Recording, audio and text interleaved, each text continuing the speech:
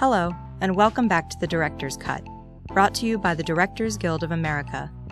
Each episode of this podcast brings you a new interview with one of the film industry's top directors, conducted by one of their peers. Remember to subscribe to our podcast on Google Play Music, iTunes, Stitcher, or on our SoundCloud page at soundcloud.com/thedirectorscut.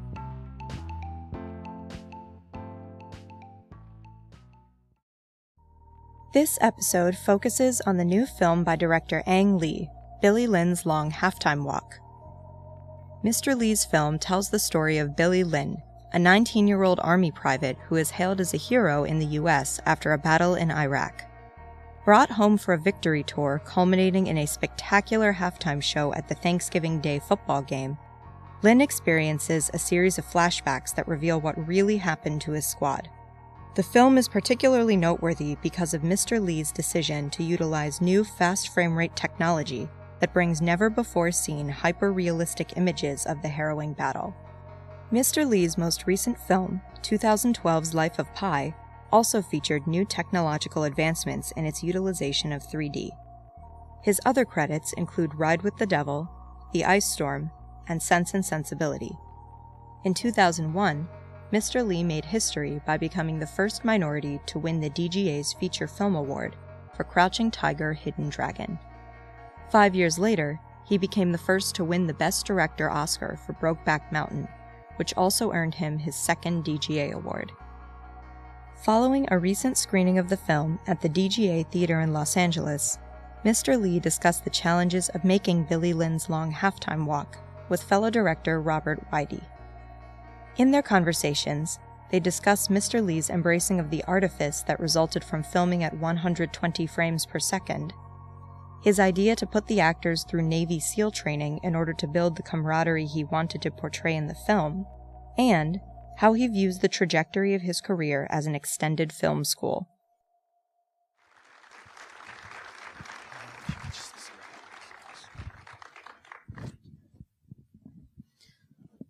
I always bring my own water, and I forget that they supply DGA water, which comes from the artesian springs that run under the theater, so I'll save theirs for later. May I say it's an honor to be here with you. I was so pleased when they asked me to do this, because a longtime fan, as I'm sure most of us are, and you're a world-class director. You're the real deal here, so I'm unworthy. Thank you. And I'm very proud to be in this guild, so it's great to share this time with you. I have to say I feel a little bit double-crossed, because I saw the movie yesterday in this sort of with the special technology that you used, the 3D, 4K, 120 FPS, and it was really a very unique experience. And so in preparing the questions for today, half of my questions were the conventional questions about, the movie and the story and the actors. And the other half was about the technology. And then I walked into the lobby and they said, no, we're showing at 24 FPS in 2D. And it's like, okay, well. So there are some questions I still want to ask you about this technology you utilize, but we won't go into too much detail because this isn't how they saw the film here. Let's start with a very conventional question, which is how this story found its way to you. Was it initially in the novel form, or was there already a screenplay by the time you came aboard? It was a hot screenplay in the circus, but I just did it on my own, start from scratch again. So basically, the book, Tom Rothman from TriStar, we worked Pi together at Fox. He just started TriStar. This is 2 years ago. When I wanted, after Life of Pi, I want to do another 3D movie, which is the boxing movie. I was researching higher frame rate for the 3D, and that took too much money. It never took off. I hope I still get to do it. But anyway, at that time, he came to me with this book. He said, "This is the book I love the most. Would you do it?" So I started reading the book because of him. I think about 2/3, I feel like I want to make this movie. After I read the halftime show and the first firefight, I said, this is a movie. It's like two stories in Pi. One is the public's projection of what soldiers and heroes are because they don't have to go. The other half is the other side of the truth, what really happens there. I thought how dramatic, particularly it put in the 1 days, like almost have 3 unity kind of play of a young boy, a soldier, coming of age. He has to make a decision and a revelation of what his life is, about what his role in his life and where he's belong. I think that's a really poignant coming of age story. The book, however, was very much in first person's perspective. So basically, middle-aged intellect put his thoughts and observation of America and American spirit into the head and the mouth of a 19-year-old boy. It's written quite brilliantly, at times acerbic, satirical, really sharp. I found that it's very hard to make into a movie because in the movies, photorealistic images. What you see is what you get, basically. It's very hard to get inside somebody's head, especially the head and the face is so vastly different. I thought that's quite a difference. So when I thought about higher frame rate, 3D drama, I thought maybe I can make it work in that form. But I think it's something like when I did Pi, I wouldn't do that if it's a normal format. But when I go over that mental barrier, when I thought I use another dimension to deal with the irrational number, that I can see the circle, somehow psychologically, I got over the barrier. When I deal with it, I think I'm doing another format. But when you revert to the regular format, I think it still works. Now, I hope this works for you. Not only people go to those 2 theaters can see it. That's a different experience, however. But I think all the look into the camera, all the stream of consciousness kind of a approach, I think it translates smoothly. For both movies, I experienced that. I think movie, after all, is how we play in our head. Given different media, your consciousness, your mentality sort of work in different levels. But after all, it's a human experience you share with them. I'm wondering, because of that, I use different camera angles. I use longer shots, takes. I have different composition. I use different lighting, which I have to relit in the transfer. And actors' performance adjusted to that. And I had no makeup except the cheerleader. So I think it's different but the same at the same time. When it play in this format, which is like basically commercial theater would play. So the no makeup is simply because the image is so clear that even if the makeup is done you can very see subtle, it. you're going to see the makeup. And also because the detail, you start to see through them, and the makeup sort of blocking it. Moving in this format, what we were used to, has certain artifice that tells you it's a story. It's comforting and allow you to explore the truth more than in real life. That's the charm of movies. So movie does take artifice. And with the new format, even though I rip a lot of them off, but I still need to rely on being movies. Because in real life, there's no close-ups. There's no framing. There's no plot. Anything goes. Unfortunately, in real life, there's no editing either. That's the big problem. Right. You wish you could do that again. Try again. Different takes and cut out scenes you wish you didn't do. Well, one thing that was part of the shooting schematic for this so-called immersion cinema of the 3D 120 4K has to do with eyeline, which carries over here. And I assume you were talking about the book being a fairly internal book, inner monologues and that sort of thing. Thought processing, mostly, processes. yeah.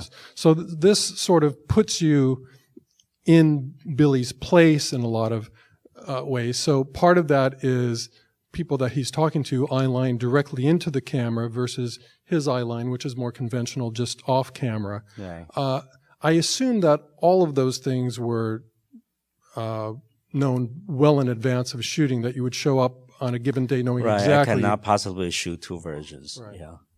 But is there any room for improvisation during the day as to, maybe we'll get this shot? Or did shooting this way call for even more specific planning and storyboarding and that sort of thing? I wish I had that time, but because shooting higher resolution and in 3D is more smoothness, lifelike. That's quite a challenge.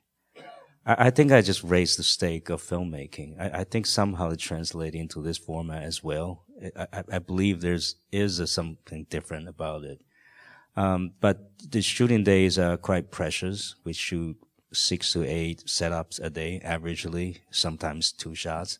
Even just the most basic, simple shots takes a long time, like how we light it, how we deal with performance, and camera movement is so critical. And operation and all that takes a long time. We did a lot of rehearsal. Every shot here, I've shot at least once with single camera, and the video first and one camera before I got into the 2 camera to do the 3D. On the day? On the before the shooting days. So still, tests. yeah, every morning the head of the department would gather together for half an hour and discuss, planning the day. After planning it, what if this don't happen? What do we do? So we were very careful about it. And these are very veteran filmmakers. So I wish I can shoot 5 different versions just because try out. But I have to have the discipline and do absolutely what I need. So there are a few times I wasn't sure about the eye line. I would try different things. Only a few times, but most of the time I'm set for one, just hopefully they still work in 2D 24 frames. So there would be a general sense of the rules that you were establishing, that if somebody's talking to Billy, for the most part, it would be right into camera, that sort of Yeah, thing. if I decide it's first person, I will set up the shots and invite audience to be Billy. And as you notice, when they come back to Billy in the intercut, when we come back to Billy, Billy doesn't look into the lens. So I just hope that works. Mm-hmm. Yeah, I felt it. I think audience give you certain allowance if they fall for the story, for this situation, if they like the characters. And the real truth is, here we have a room full of directors and people who work in the business. I would say 95% of the people who would see the film in a conventional cinema 2D wouldn't even maybe catch what's going on with eyeline and that sort of thing. I think that tends to be the sort of thing that washes over a lot of people. But I don't know why we didn't do that before. I think some directors think about it. A few movies do that. I did my own test. I thought it's a 3D thing. It give you more allowance because it's more like how your eyes see things in real life. You allow that to look into the lens. And movies being French call it voyeur, somebody else's business, you peek into it, you get a kick out of it, somebody's story. So you step aside and watch it happening. It keep you in a safe distance. So we hardly use it. Very few. If you use that, to me, it's like they address to the audience, not character you identify with, such as Norma Desmond at the end. Those beautiful people sitting in the dark.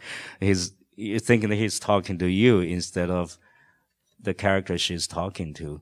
But I think it still work. It was just because we didn't use that as our convention doesn't mean that people don't allow that to happen. Well, there have been any number of your films that I've seen where I've come away thinking, oh, I haven't seen this before, either, story-wise or things that you tried technically, certainly Life of Pi. Here you're breaking new ground in a number of ways. What does that do to your Crouching Tiger, I should say, too.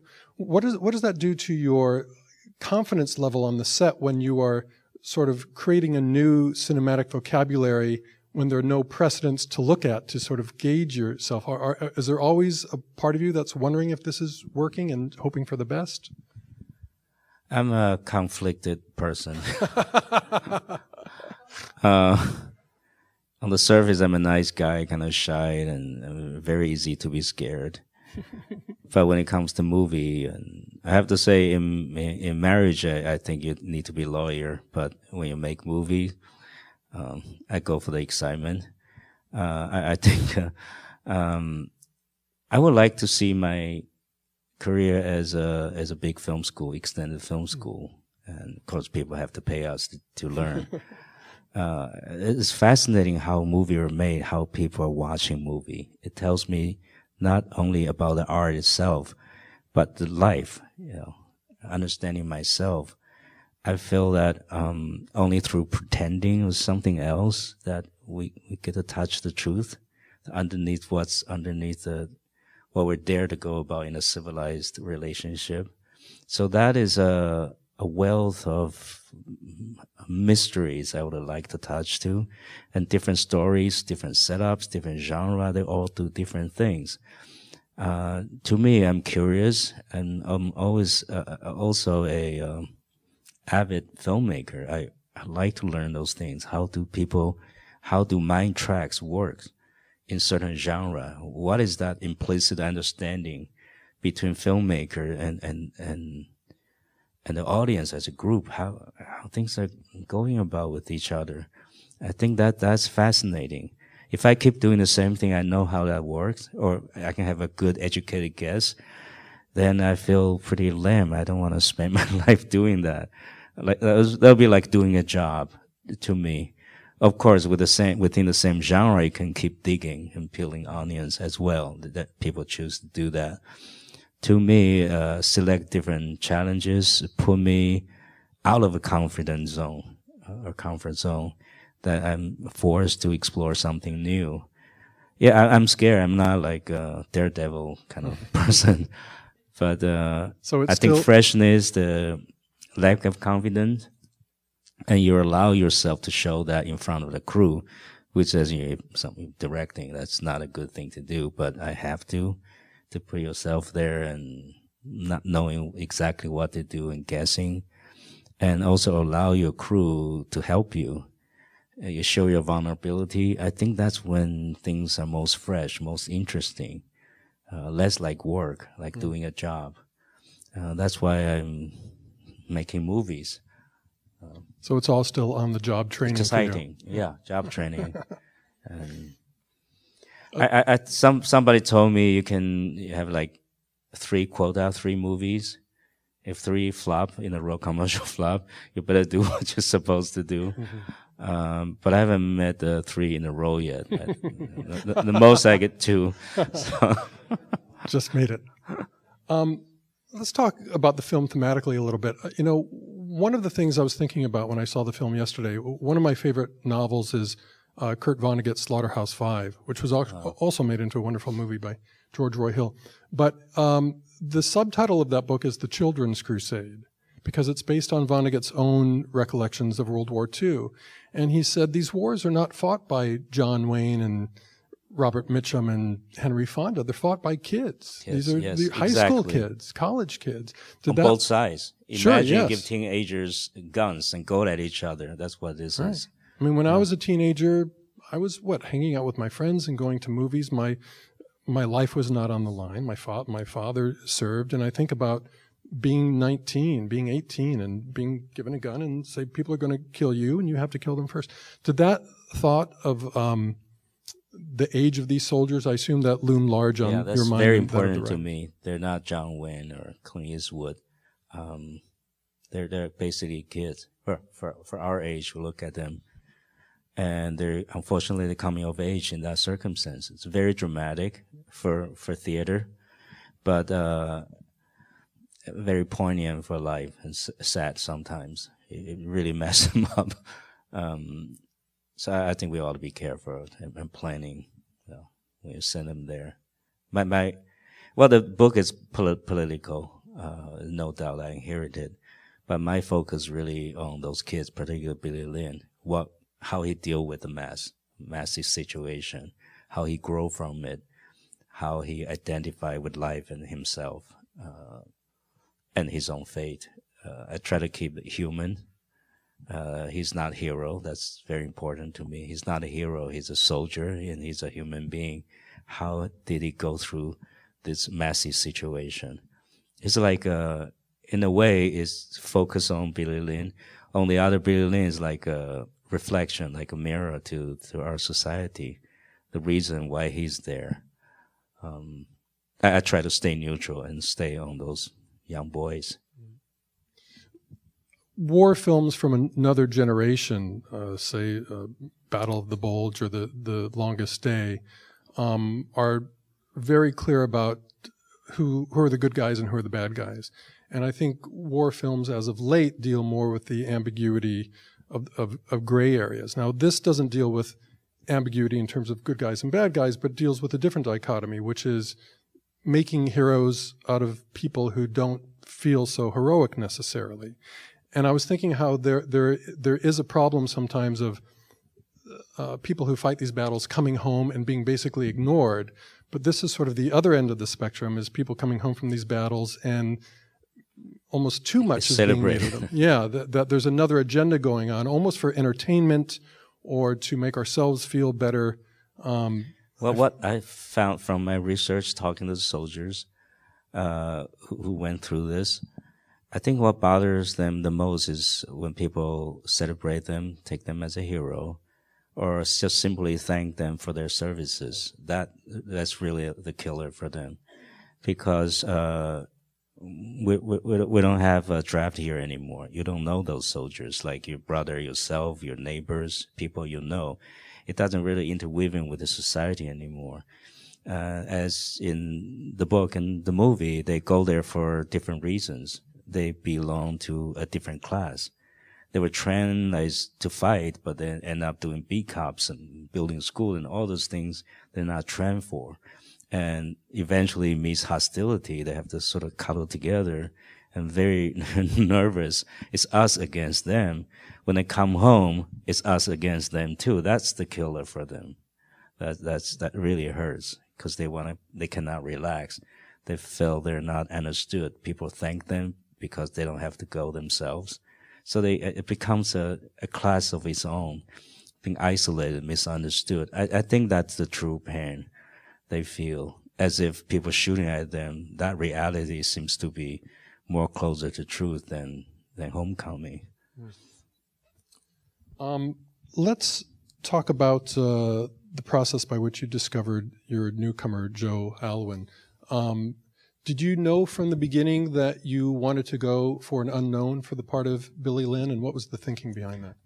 Pretty much. If there's a movie star who fits this age range, I'll know already. So the fact we go out searching, we pretty much search anew. It takes months before we're lucky to see his tape. He was third year in a London drama school. And the first week he signed with a young agent. By Friday we saw his tape, and we flew in Sunday.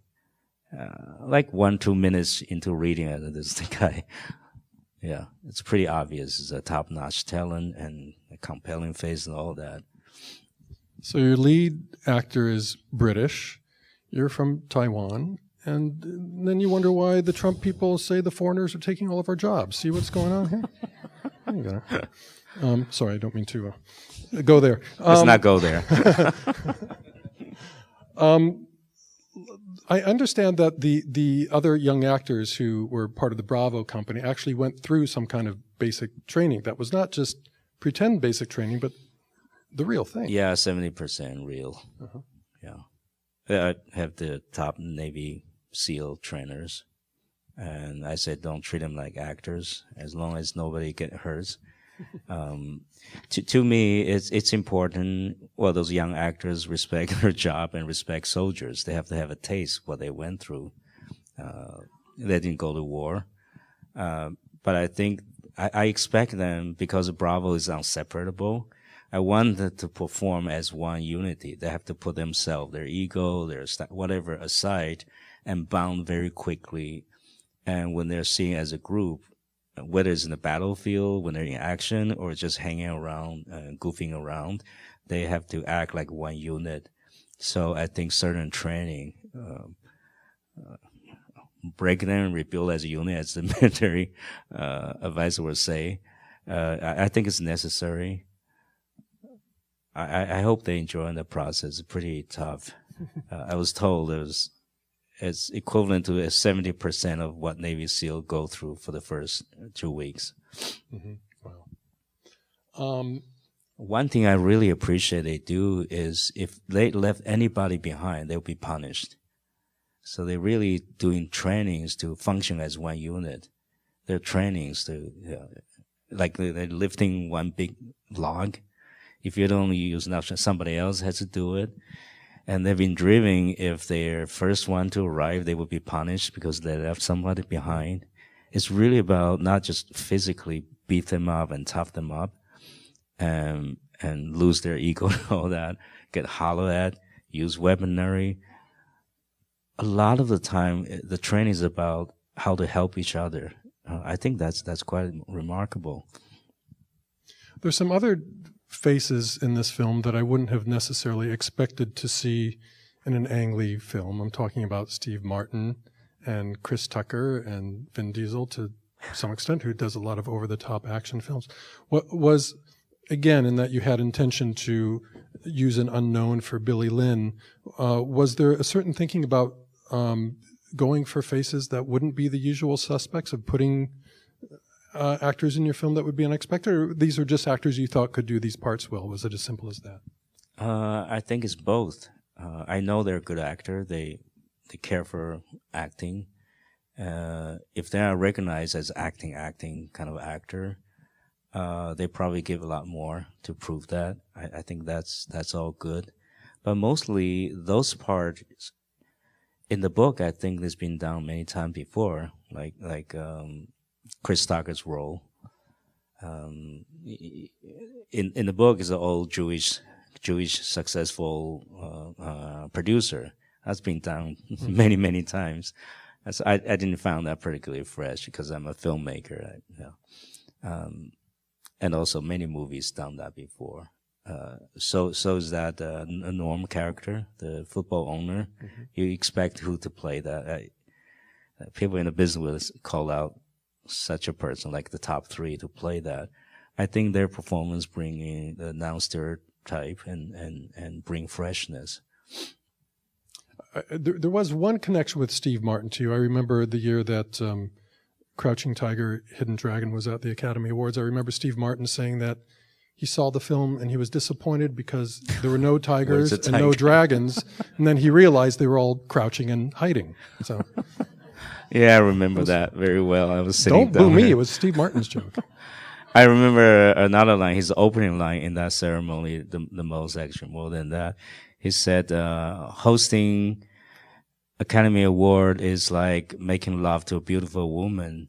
I only do that when Billy Crystal is not around. He's out of town or something. It's a very funny guy.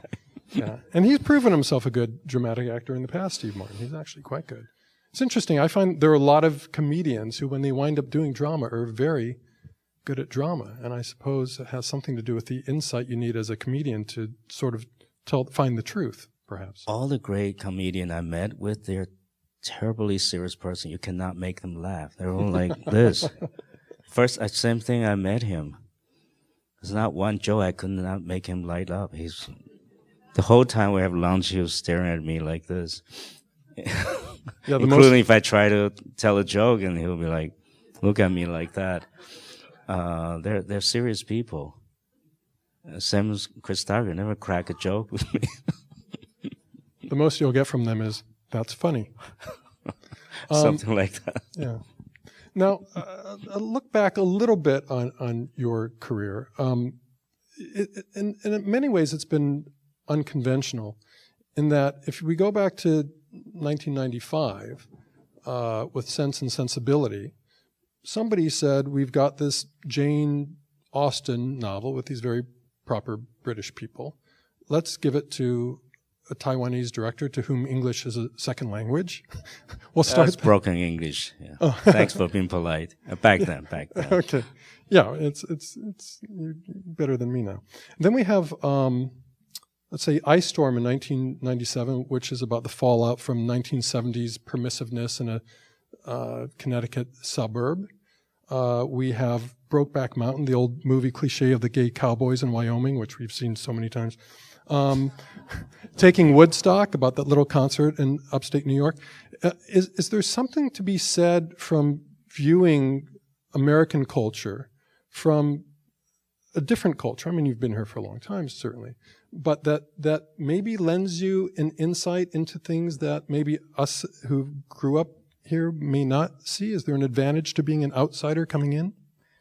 Well, certainly the disadvantage is the familiarity, which I think can be amended to some degree by diligently study and research, asking, talking to people, and certainly can be amended by the help from your crew. I got a lot of help. I didn't make those movies overnight. It take a year or so. There's plenty of time to make it just about, I think, right. I think what you said was very true. I think from outsider another culture, what you see is accuracy, just the shape, what it is. I think you see the accuracy first, more so than people grew up there. And you see the subtext a lot faster. You're not in it, so you see what it is right away. And also, I grew up, well, when I do Chinese movie these days, it's harder for me because I grew up in it. It's harder to see the subtext, And I think I know that sometimes is becoming, and I have my self-image. So that becomes sometimes a benefit and an obstacle. I think it's been fair. Outsider sees more clear from outside and inside. It's just the texture, the self-image, the culture part of it. You have to make amendments to make that work for the general audience. I think there's something else about Americans and to the English to some degree. As I grew up in Taiwan in a very protected kind of atmosphere, in a bubble, where we're protected by the Americans, by the allies, and also I watch American movies. American is to me, it's just not one country. It's kind of an idea place. They look pretty on the screen and they're idealistic. They do the right thing. They're the good guys. And it's the only one country I can think of in history that's gathered by an idea, by ideas, not blood, not history, not territory, not land, but it's some very good ideas. I think the whole world fall for it. As I live here, I think that's the idea. The American idea really matters to me. Then there's the reality of America. So you got those things. When I live here, I think that becomes a very interesting subject. I think America is an important country. It's like center stage. Whatever happened here, ripple out to the world. Not only Americans should study, I think the world should study it because it affects all of us. Because the ideal is really globalize all of us. To me, it really matters that I put my observation, my thinking into it, and that shows on those films. You sort of just confirmed this. I was going to assume that your introduction to American culture as a child was probably through movies. Do you remember specifically some of the movies you saw growing up that impressed you? Every movie. Every movie. Mostly Hollywood movie, not so much art film. And television as well, all the TV series, we're dutifully watching. I was dutifully watching like everybody. You grew up with the American television series. I watch more Hollywood movie than the Chinese movies. I watch them both. But American movies are the better movies. And I live in a city that's the maintenance center for the Vietnam War. So during that 10 years, all kinds of fighter planes landing, hover over our head. So that's how I grew up. I see all kinds of planes. They come to Tainan, the city I grew up. There's a big airport, so we see a lot of Americans, and mostly up there with the planes. What did you know from a young age you wanted to be involved in the arts and be a director? No, you didn't. No, the way I grew up, my father was like, when I did Sense Sensibility, he looked at me and said, I reckon at this rate, you might, around 50 years old, you might get an Oscar. Maybe you're happy and do something for real. That's the kind of way I grew up. There's no artistic sort of channel through anything. We just sit there and study, so you can be useful. That kind of a culture I grew up with. And I always feel guilty. My mind drifts away to movies, to plots, to fantasies. I'm one of those inert kind of a very docile, inert kind of a kid whose mind is off, spaced out. But I failed the college examination. I just fall into drama school. So that was a hideout before the next year's college examination. But once I stood on stage, I just know that's my thing. And I stopped pursuing college. I just stayed there. So I was electrified by the dramatic experience on stage, and I just always loved movies. I didn't dare to admit I'm a filmmaker until like after Sense Sensibility, when I get paid. The first time, my fourth movie. I feel I'm professional, growing up, I'm taking responsibility. I'm dealing with movie stars and major league film production. I feel like a grown up. But before that, not to play family therapist, but did you ever get the acknowledgement from your father that, okay, you've made good? I think eventually I become sort of in Taiwan's national pride and all that. I think he's sort of okay with that. And if you haven't done it by now, I don't know what it's going to take. Well, I think he thinks it's great honor and great interest. The thing is that in our society, well, back then, the art of movie doesn't see it as a culture. It's an entertainment business, and people are not behaving well. That's what is bothering him. I think eventually I got his blessing because I still live a normal life. I cannot tell how many young kids come to me, Chinese, say that without you, I would never been allowed to go to film school. So behaving well becomes my new restriction, because that's how I get my father's approval, not because I get the Academy Award and be held as seen by our president, giving me awards and all that. But my life is okay. I'm a normal person. I think that finally made it okay with him.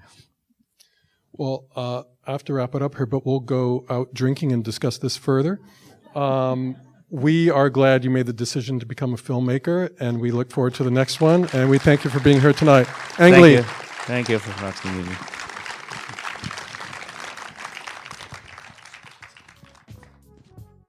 Thanks for listening to this DGA Q&A.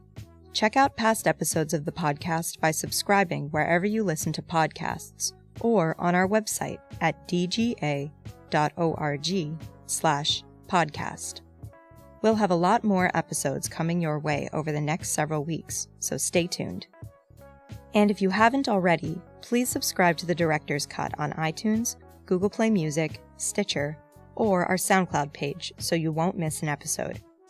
If you're enjoying the podcast, please leave us a review. We'd love to hear your feedback. Thanks for listening. This podcast is produced by the Directors Guild of America. Music is by Dan Wally.